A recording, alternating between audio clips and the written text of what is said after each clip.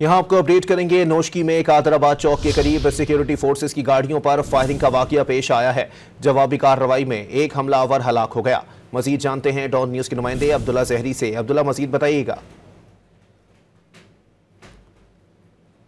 जी अब्दुल्ला, आपको बताएं कि नोशकी में कादराबाद चौक के करीब सिक्योरिटी फोर्सेस की गाड़ियों पर फायरिंग का वाकया पेश आया है। जवाबी कार्रवाई में एक हमलावर हलाक हो गया।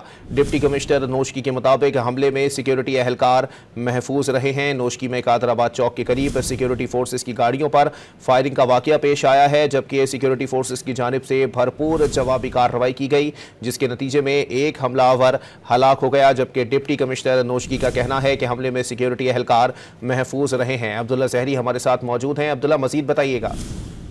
जी बिल्कुल, ये नोशकी का इलाका है जहाँ पे कादराबाद चौक के मकाम पर नामालूम अफराद की जानिब से सिक्योरिटी फोर्सेस की गाड़ियों पर फायरिंग की गई। मुसल्लह अफराद की फायरिंग से तमाम सिक्योरिटी एहलकार महफूज है, जबकि सिक्योरिटी फोर्सेस की जवाबी कार्रवाई से एक हमलावर मारा गया। डिप्टी कमिश्नर इस बात की तस्दीक की है। अमजद सुमरू का ये कहना है कि सिक्योरिटी फोर्सेस की जानिब से जवाबी कार्रवाई में एक हमलावर मारा गया। ताम इसके अलावा सिक्योरिटी फोर्सेज ने मकामी जो मुतलका एरिया है वो मुकम्मल घेरे में लिए रखे।